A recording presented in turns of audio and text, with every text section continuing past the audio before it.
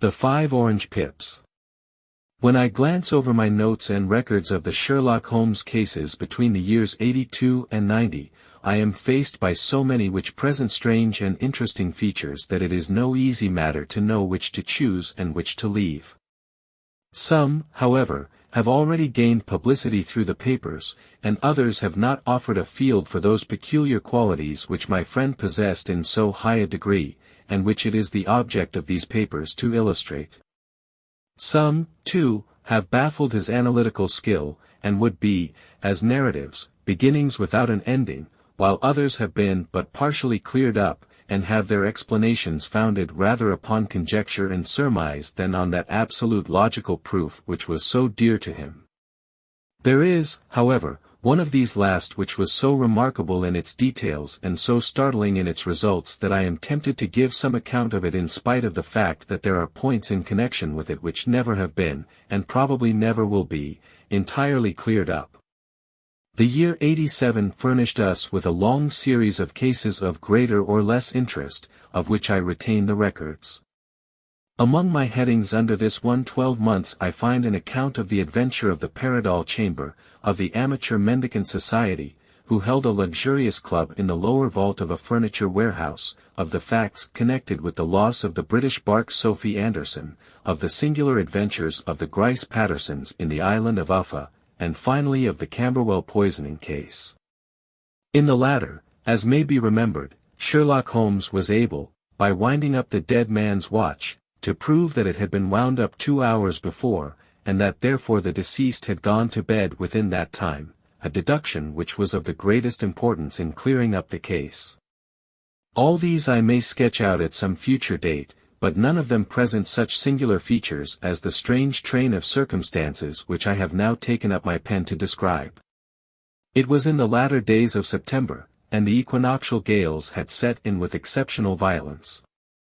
All day the wind had screamed and the rain had beaten against the windows, so that even here in the heart of great, handmade London we were forced to raise our minds for the instant from the routine of life and to recognize the presence of those great elemental forces which shriek at mankind through the bars of his civilization, like untamed beasts in a cage. As evening drew in, the storm grew higher and louder, and the wind cried and sobbed like a child in the chimney. Sherlock Holmes sat moodily at one side of the fireplace cross-indexing his records of crime, while I at the other was deep in one of Clark Russell's fine sea stories until the howl of the gale from without seemed to blend with the text, and the splash of the rain to lengthen out into the long swash of the sea waves.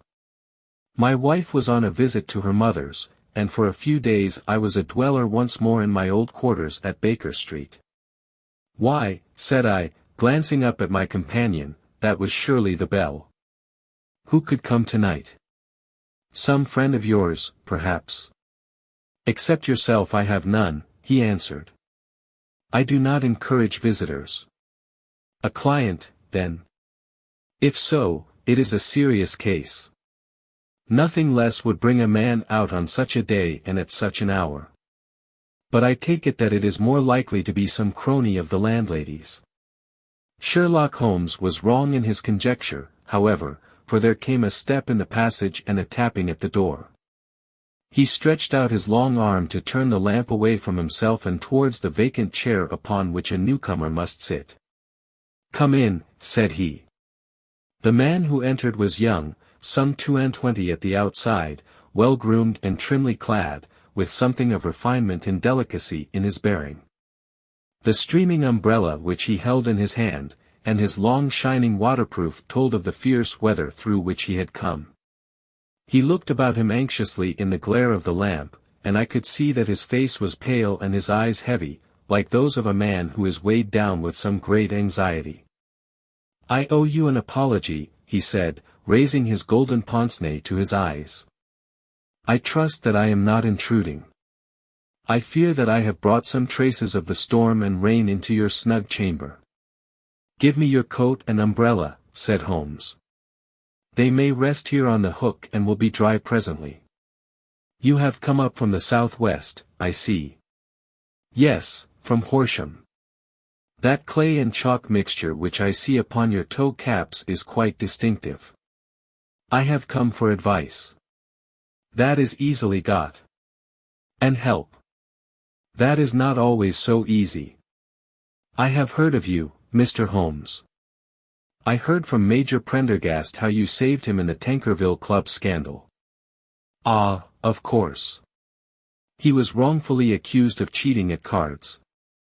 He said that you could solve anything. He said too much. That you are never beaten. I have been beaten 4 times, 3 times by men, and once by a woman. But what is that compared with the number of your successes? It is true that I have been generally successful. Then you may be so with me.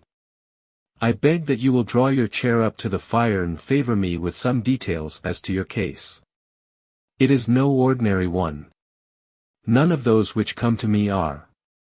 I am the last court of appeal.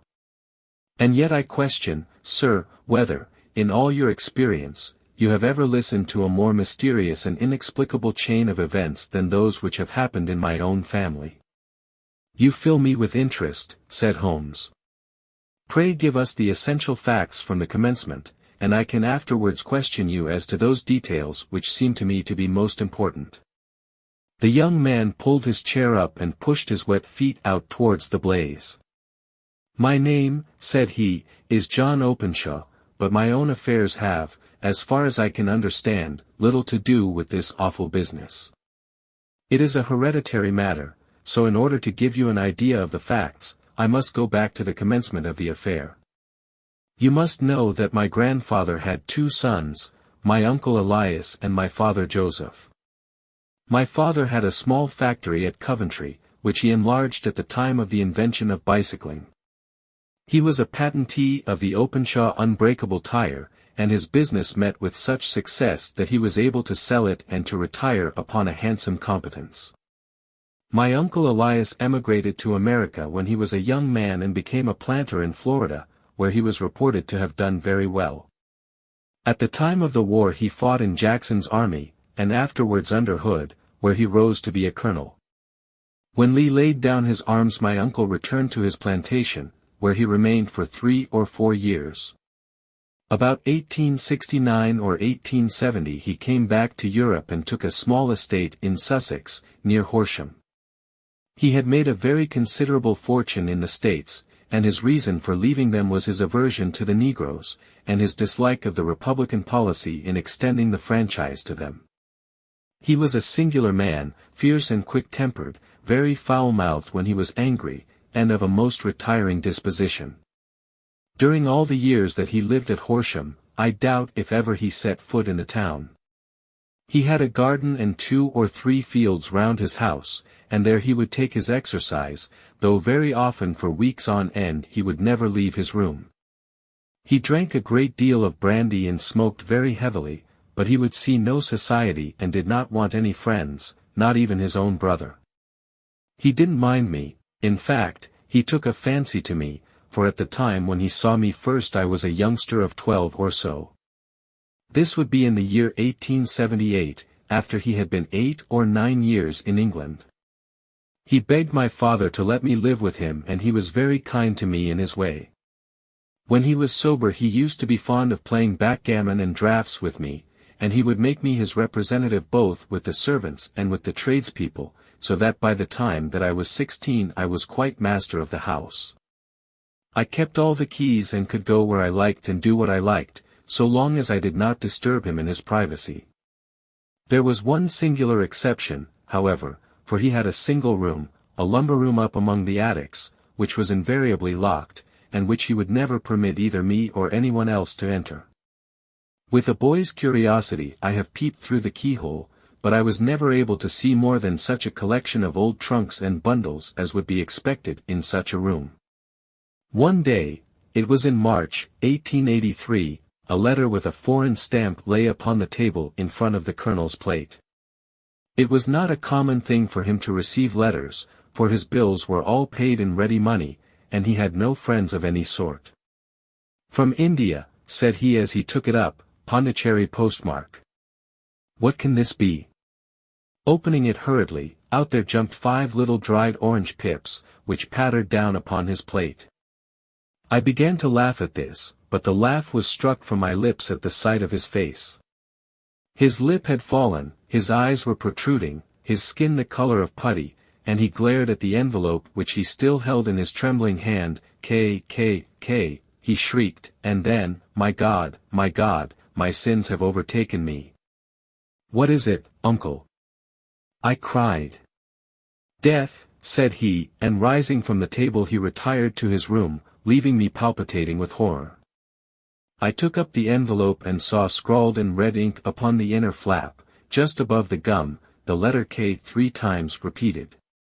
There was nothing else save the 5 dried pips. What could be the reason of his overpowering terror? I left the breakfast table, and as I ascended the stair I met him coming down with an old rusty key, which must have belonged to the attic, in one hand, and a small brass box, like a cash box, in the other. They may do what they like, but I'll checkmate them still, said he with an oath. Tell Mary that I shall want a fire in my room today, and send down to Fordham, the Horsham lawyer. I did as he ordered, and when the lawyer arrived I was asked to step up to the room. The fire was burning brightly, and in the grate there was a mass of black, fluffy ashes, as of burned paper, while the brass box stood open and empty beside it. As I glanced at the box I noticed, with a start, that upon the lid was printed the treble K which I had read in the morning upon the envelope. I wish you, John, said my uncle, to witness my will. I leave my estate, with all its advantages and all its disadvantages, to my brother, your father, whence it will, no doubt, descend to you. If you can enjoy it in peace, well and good. If you find you cannot, take my advice, my boy, and leave it to your deadliest enemy. I am sorry to give you such a two-edged thing, but I can't say what turn things are going to take. Kindly sign the paper where Mr. Fordham shows you. I signed the paper as directed, and the lawyer took it away with him. The singular incident made, as you may think, the deepest impression upon me, and I pondered over it and turned it every way in my mind without being able to make anything of it. Yet I could not shake off the vague feeling of dread which it left behind, though the sensation grew less keen as the weeks passed and nothing happened to disturb the usual routine of our lives. I could see a change in my uncle, however. He drank more than ever, and he was less inclined for any sort of society. Most of his time he would spend in his room, with the door locked upon the inside, but sometimes he would emerge in a sort of drunken frenzy and would burst out of the house and tear about the garden with a revolver in his hand, screaming out that he was afraid of no man, and that he was not to be cooped up, like a sheep in a pen, by man or devil. When these hot fits were over, however, he would rush tumultuously in at the door and lock and bar it behind him, like a man who can brazen it out no longer against the terror which lies at the roots of his soul. At such times I have seen his face, even on a cold day, glisten with moisture, as though it were new raised from a basin. Well, to come to an end of the matter, Mr. Holmes, and not to abuse your patience, there came a night when he made one of those drunken sallies from which he never came back. We found him, when we went to search for him, face downward in a little green-scummed pool, which lay at the foot of the garden. There was no sign of any violence, and the water was but 2 feet deep, so that the jury, having regard to his known eccentricity, brought in a verdict of suicide. But I, who knew how he winced from the very thought of death, had much ado to persuade myself that he had gone out of his way to meet it. The matter passed, however, and my father entered into possession of the estate, and of some £14,000, which lay to his credit at the bank. One moment, Holmes interposed. Your statement is, I foresee, one of the most remarkable to which I have ever listened. Let me have the date of the reception by your uncle of the letter, and the date of his supposed suicide. The letter arrived on March 10, 1883. His death was 7 weeks later, upon the night of May 2. Thank you. Pray proceed. When my father took over the Horsham property, he, at my request, made a careful examination of the attic, which had been always locked up. We found the brass box there, although its contents had been destroyed. On the inside of the cover was a paper label, with the initials of K repeated upon it, and letters, memoranda, receipts, and a register written beneath. These, we presume, indicated the nature of the papers which had been destroyed by Colonel Openshaw. For the rest, there was nothing of much importance in the attic save a great many scattered papers and notebooks bearing upon my uncle's life in America. Some of them were of the war time and showed that he had done his duty well and had borne the repute of a brave soldier. Others were of a date during the reconstruction of the Southern states, and were mostly concerned with politics, for he had evidently taken a strong part in opposing the carpet-bag politicians who had been sent down from the North.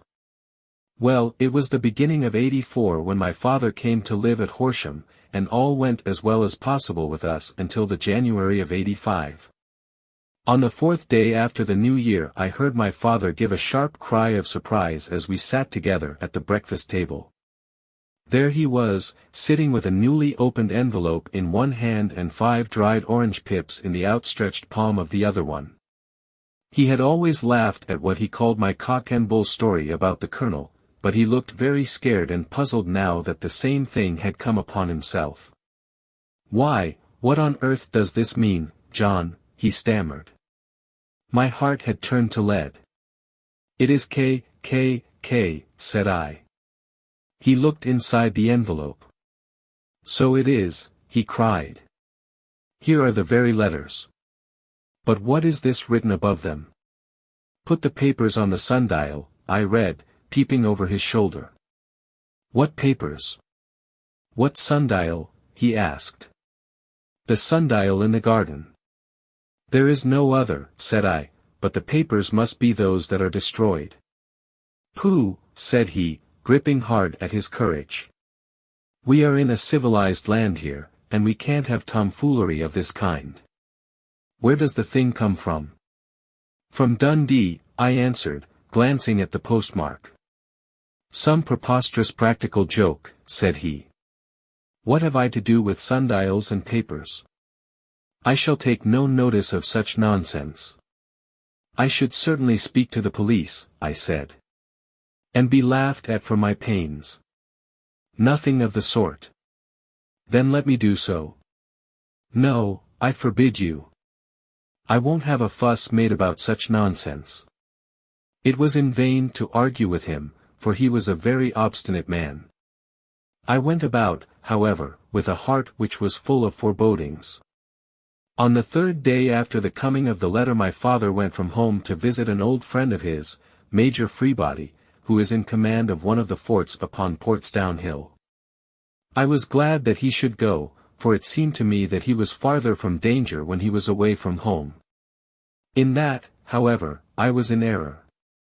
Upon the second day of his absence I received a telegram from the Major, imploring me to come at once. My father had fallen over one of the deep chalk pits which abound in the neighborhood, and was lying senseless, with a shattered skull. I hurried to him, but he passed away without having ever recovered his consciousness. He had, as it appears, been returning from Fareham in the twilight, and as the country was unknown to him, and the chalk pit unfenced, the jury had no hesitation in bringing in a verdict of death from accidental causes. Carefully as I examined every fact connected with his death, I was unable to find anything which could suggest the idea of murder. There were no signs of violence, no footmarks, no robbery, no record of strangers having been seen upon the roads. And yet I need not tell you that my mind was far from at ease, and that I was well nigh certain that some foul plot had been woven round him. In this sinister way I came into my inheritance. You will ask me why I did not dispose of it.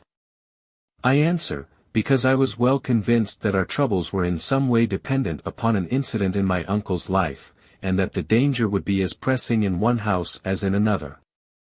It was in January, '85, that my poor father met his end, and 2 years and 8 months have elapsed since then. During that time I have lived happily at Horsham, and I had begun to hope that this curse had passed away from the family, and that it had ended with the last generation. I had begun to take comfort too soon, however, yesterday morning the blow fell in the very shape in which it had come upon my father. The young man took from his waistcoat a crumpled envelope, and turning to the table he shook out upon it 5 little dried orange pips. "This is the envelope," he continued. "The postmark is London, Eastern Division. Within are the very words which were upon my father's last message, K, K, K, and then, put the papers on the sundial." "What have you done?" asked Holmes. "Nothing. Nothing." To tell the truth, he sank his face into his thin, white hands. "I have felt helpless. I have felt like one of those poor rabbits when the snake is writhing towards it. I seem to be in the grasp of some resistless, inexorable evil, which no foresight and no precautions can guard against." "Tut! Tut!" cried Sherlock Holmes. "You must act, man, or you are lost.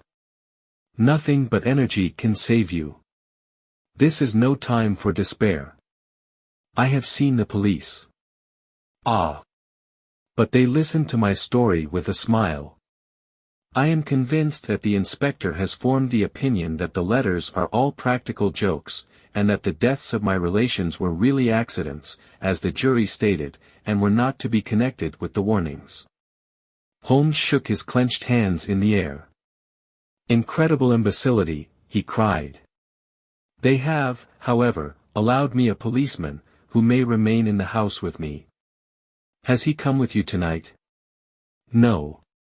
His orders were to stay in the house." Again Holmes raved in the air. "Why did you come to me?" he said, "and, above all, why did you not come at once?" "I did not know. It was only today that I spoke to Major Prendergast about my troubles and was advised by him to come to you. It is really 2 days since you had the letter. We should have acted before this. You have no further evidence, I suppose, than that which you have placed before us, no suggestive detail which might help us?" "There is one thing," said John Openshaw. He rummaged in his coat pocket, and, drawing out a piece of discolored, blue-tinted paper, he laid it out upon the table. "I have some remembrance," said he, "that on the day when my uncle burned the papers I observed that the small, unburned margins which lay amid the ashes were of this particular color. I found this single sheet upon the floor of his room, and I am inclined to think that it may be one of the papers which has, perhaps, fluttered out from among the others, and in that way has escaped destruction. Beyond the mention of pips, I do not see that it helps us much. I think myself that it is a page from some private diary. The writing is undoubtedly my uncle's." Holmes moved the lamp, and we both bent over the sheet of paper, which showed by its ragged edge that it had indeed been torn from a book. It was headed, March, 1869, and beneath were the following enigmatical notices. 4th, Hudson came. Same old platform. 7th, set the pips on Macaulay, Paramore, and John Swain of St. Augustine. 9th, Macaulay cleared. 10th, John Swain cleared. 12th, visited Paramore. All well. Thank you, said Holmes, folding up the paper and returning it to our visitor. And now you must on no account lose another instant. We cannot spare time even to discuss what you have told me. You must get home instantly and act. What shall I do? There is but one thing to do. It must be done at once. You must put this piece of paper which you have shown us into the brass box which you have described. You must also put in a note to say that all the other papers were burned by your uncle, and that this is the only one which remains. You must assert that in such words as will carry conviction with them.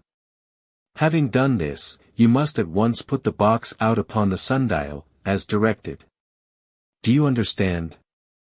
Entirely. Do not think of revenge, or anything of the sort, at present. I think that we may gain that by means of the law, but we have our web to weave, while theirs is already woven. The first consideration is to remove the pressing danger which threatens you. The second is to clear up the mystery and to punish the guilty parties. "I thank you," said the young man, rising and pulling on his overcoat. "You have given me fresh life and hope. I shall certainly do as you advise. Do not lose an instant. And, above all, take care of yourself in the meanwhile, for I do not think that there can be a doubt that you are threatened by a very real and imminent danger. How do you go back?" "By train from Waterloo. It is not yet 9. The streets will be crowded, so I trust that you may be in safety. And yet you cannot guard yourself too closely." "I am armed." "That is well. Tomorrow I shall set to work upon your case." "I shall see you at Horsham, then." "No, your secret lies in London. It is there that I shall seek it. Then I shall call upon you in a day, or in 2 days, with news as to the box and the papers. I shall take your advice in every particular." He shook hands with us and took his leave. Outside the wind still screamed and the rain splashed and pattered against the windows. This strange, wild story seemed to have come to us from amid the mad elements, blown in upon us like a sheet of seaweed in a gale, and now to have been reabsorbed by them once more. Sherlock Holmes sat for some time in silence, with his head sunk forward and his eyes bent upon the red glow of the fire. Then he lit his pipe, and leaning back in his chair he watched the blue smoke rings as they chased each other up to the ceiling. "I think, Watson," he remarked at last, "that of all our cases we have had none more fantastic than this. Save, perhaps, the sign of 4. Well, yes. Save, perhaps, that. And yet this John Openshaw seems to me to be walking amid even greater perils than did the Sholtos. But have you," I asked, "formed any definite conception as to what these perils are?" "There can be no question as to their nature," he answered. "Then what are they? Who is this K, and why does he pursue this unhappy family?" Sherlock Holmes closed his eyes and placed his elbows upon the arms of his chair, with his fingertips together. "The ideal reasoner," he remarked, "would, when he had once been shown a single fact in all its bearings, deduce from it not only all the chain of events which led up to it but also all the results which would follow from it. As Cuvier could correctly describe a whole animal by the contemplation of a single bone, so the observer who has thoroughly understood one link in a series of incidents should be able to accurately state all the other ones, both before and after. We have not yet grasped the results which the reason alone can attain to. Problems may be solved in the study which have baffled all those who have sought a solution by the aid of their senses. To carry the art, however, to its highest pitch, it is necessary that the reasoner should be able to utilize all the facts which have come to his knowledge, and this in itself implies, as you will readily see, a possession of all knowledge, which, even in these days of free education and encyclopedias, is a somewhat rare accomplishment. It is not so impossible, however, that a man should possess all knowledge which is likely to be useful to him in his work, and this I have endeavored in my case to do. If I remember rightly, you on one occasion, in the early days of our friendship, defined my limits in a very precise fashion. Yes, I answered, laughing. It was a singular document. Philosophy, astronomy, and politics were marked at 0, I remember. Botany variable, geology profound as regards the mud stains from any region within 50 miles of town, chemistry eccentric, anatomy unsystematic, sensational literature and crime records unique, violin player, boxer, swordsman, lawyer, and self-poisoner by cocaine and tobacco. Those, I think, were the main points of my analysis. Holmes grinned at the last item. Well, he said, I say now, as I said then, that a man should keep his little brain attic stocked with all the furniture that he is likely to use, and the rest he can put away in the lumber room of his library, where he can get it if he wants it. Now, for such a case as the one which has been submitted to us tonight, we need certainly to muster all our resources. Kindly hand me down the letter K of the American Encyclopedia which stands upon the shelf beside you. Thank you. Now let us consider the situation and see what may be deduced from it. In the first place, we may start with a strong presumption that Colonel Openshaw had some very strong reason for leaving America. Men at his time of life do not change all their habits and exchange willingly the charming climate of Florida for the lonely life of an English provincial town. His extreme love of solitude in England suggests the idea that he was in fear of someone or something, so we may assume as a working hypothesis that it was fear of someone or something which drove him from America.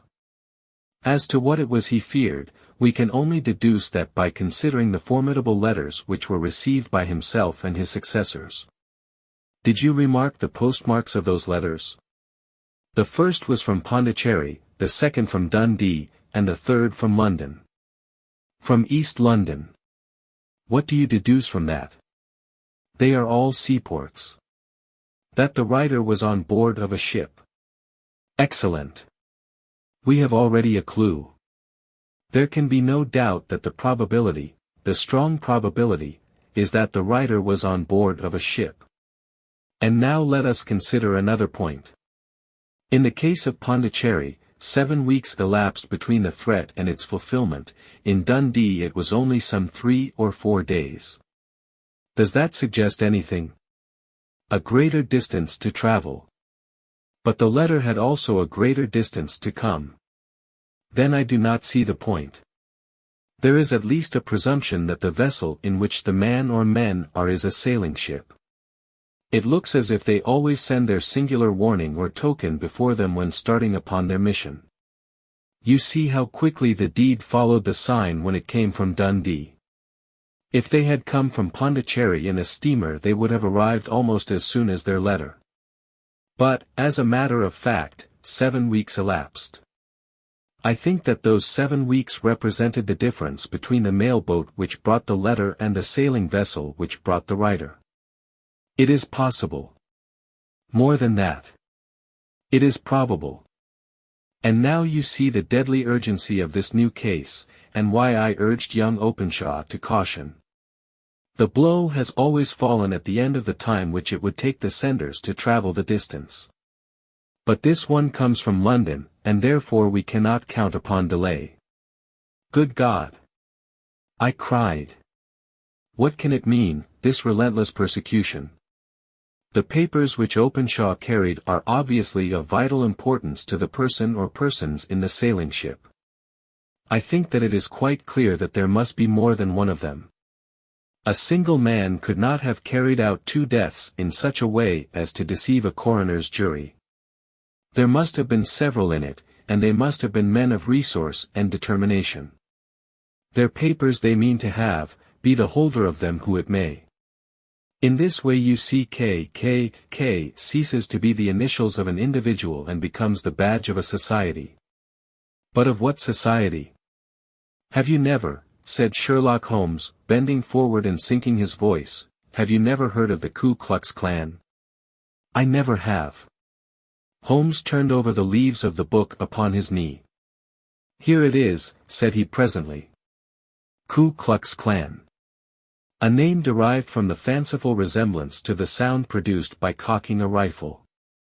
This terrible secret society was formed by some ex-Confederate soldiers in the southern states after the Civil War, and it rapidly formed local branches in different parts of the country, notably in Tennessee, Louisiana, the Carolinas, Georgia, and Florida. Its power was used for political purposes, principally for the terrorizing of the Negro voters and the murdering and driving from the country of those who were opposed to its views. Its outrages were usually preceded by a warning sent to the marked man in some fantastic but generally recognized shape, a sprig of oak leaves in some parts, melon seeds or orange pips in others. On receiving this the victim might either openly abjure his former ways, or might fly from the country. If he braved the matter out, death would unfailingly come upon him, and usually in some strange and unforeseen manner. So perfect was the organization of the society, and so systematic its methods, that there is hardly a case upon record where any man succeeded in braving it with impunity, or in which any of its outrages were traced home to the perpetrators. For some years the organization flourished in spite of the efforts of the United States government and of the better classes of the community in the South. Eventually, in the year 1869, the movement rather suddenly collapsed, although there have been sporadic outbreaks of the same sort since that date. You will observe, said Holmes, laying down the volume, that the sudden breaking up of the society was coincident with the disappearance of Openshaw from America with their papers. It may well have been cause and effect. It is no wonder that he and his family have some of the more implacable spirits upon their track. You can understand that this register and diary may implicate some of the first men in the South, and that there may be many who will not sleep easy at night until it is recovered. Then the page we have seen is such as we might expect. It ran, if I remember right, sent the pips to A, B, and C, that is, sent the society's warning to them. Then there are successive entries that A and B cleared, or left the country, and finally that C was visited, with, I fear, a sinister result for C. Well, I think, Doctor, that we may let some light into this dark place, and I believe that the only chance young Openshaw has in the meantime is to do what I have told him. There is nothing more to be said or to be done tonight, so hand me over my violin and let us try to forget for half an hour the miserable weather and the still more miserable ways of our fellow men. It had cleared in the morning, and the sun was shining with a subdued brightness through the dim veil which hangs over the great city. Sherlock Holmes was already at breakfast when I came down. "You will excuse me for not waiting for you," said he. I foresee, a very busy day before me in looking into this case of young Openshaw's." "What steps will you take?" I asked. "It will very much depend upon the results of my first inquiries. I may have to go down to Horsham, after all." "You will not go there first?" "No, I shall commence with the city. Just ring the bell and the maid will bring up your coffee." As I waited, I lifted the unopened newspaper from the table and glanced my eye over it. It rested upon a heading which sent a chill to my heart. "Holmes," I cried, "you are too late." "Ah," said he, laying down his cup, "I feared as much." "How was it done?" He spoke calmly, but I could see that he was deeply moved. My eye caught the name of Openshaw, and the heading "Tragedy near Waterloo Bridge." Here is the account. "Between 9 and 10 last night Police Constable Cook, of the H Division, on duty near Waterloo Bridge, heard a cry for help and a splash in the water. The night, however, was extremely dark and stormy, so that, in spite of the help of several passers-by, it was quite impossible to effect a rescue. The alarm, however, was given, and, by the aid of the water police, the body was eventually recovered.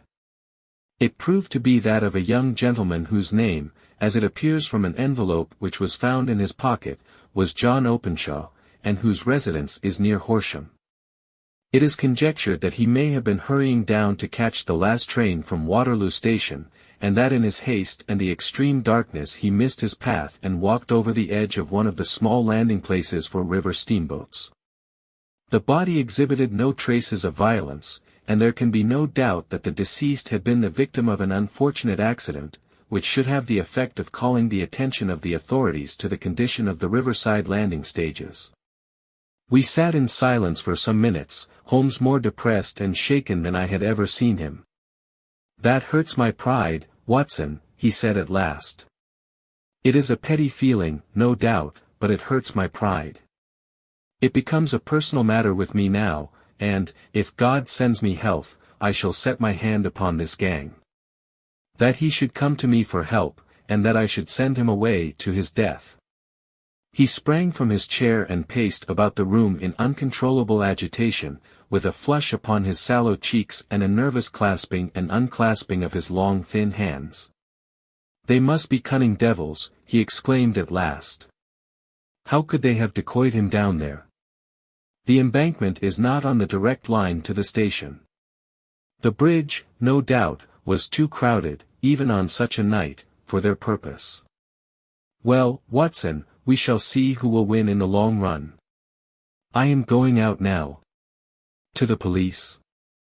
No, I shall be my own police. When I have spun the web they may take the flies, but not before. All day I was engaged in my professional work, and it was late in the evening before I returned to Baker Street. Sherlock Holmes had not come back yet. It was nearly 10 o'clock before he entered, looking pale and worn. He walked up to the sideboard, and tearing a piece from the loaf he devoured it voraciously, washing it down with a long draught of water. "You are hungry," I remarked. "Starving." It had escaped my memory. "I have had nothing since breakfast." "Nothing?" "Not a bite." "I had no time to think of it." "And how have you succeeded?" "Well. You have a clue?" "I have them in the hollow of my hand. Young Openshaw shall not long remain unavenged. Why, Watson, let us put their own devilish trademark upon them. It is well thought of." "What do you mean?" He took an orange from the cupboard, and tearing it to pieces he squeezed out the pips upon the table. Of these he took 5 and thrust them into an envelope. On the inside of the flap he wrote S.H. for J.O. Then he sealed it and addressed it to Captain James Calhoun, Bark Lone Star, Savannah, Georgia. "That will await him when he enters port," said he, chuckling. "It may give him a sleepless night. He will find it as sure a precursor of his fate as Openshaw did before him." "And who is this Captain Calhoun?" "The leader of the gang." "I shall have the others, but he first." "How did you trace it, then?" He took a large sheet of paper from his pocket, all covered with dates and names. "I have spent the whole day," said he, "over Lloyd's registers and files of the old papers, following the future career of every vessel which touched at Pondicherry in January and February in '83. There were 36 ships of fair tonnage which were reported there during those months. Of these, one, the Lone Star, instantly attracted my attention, since, although it was reported as having cleared from London, the name is that which is given to one of the states of the Union. Texas, I think. I was not and am not sure which, but I knew that the ship must have an American origin. What then? I searched the Dundee records, and when I found that the bark Lone Star was there in January, '85, my suspicion became a certainty. I then inquired as to the vessels which lay at present in the port of London. Yes. The Lone Star had arrived here last week. I went down to the Albert Dock and found that she had been taken down the river by the early tide this morning, homeward bound to Savannah. I wired to Gravesend and learned that she had passed some time ago, and as the wind is easterly I have no doubt that she is now past the Goodwins and not very far from the Isle of Wight. What will you do, then? Oh, I have my hand upon him. He and the 2 mates, are as I learn, the only native-born Americans in the ship. The others are Finns and Germans. I know, also, that they were all 3 away from the ship last night. I had it from the stevedore who has been loading their cargo. By the time that their sailing ship reaches Savannah the mail boat will have carried this letter, and the cable will have informed the police of Savannah that these 3 gentlemen are badly wanted here upon a charge of murder. There is ever a flaw, however, in the best laid of human plans, and the murderers of John Openshaw were never to receive the orange pips which would show them that another, as cunning and as resolute as themselves, was upon their track. Very long and very severe were the equinoctial gales that year. We waited long for news of the Lone Star of Savannah, but none ever reached us. We did at last hear that somewhere far out in the Atlantic a shattered sternpost of a boat was seen swinging in the trough of a wave, with the letters L.S. carved upon it, and that is all which we shall ever know of the fate of the Lone Star.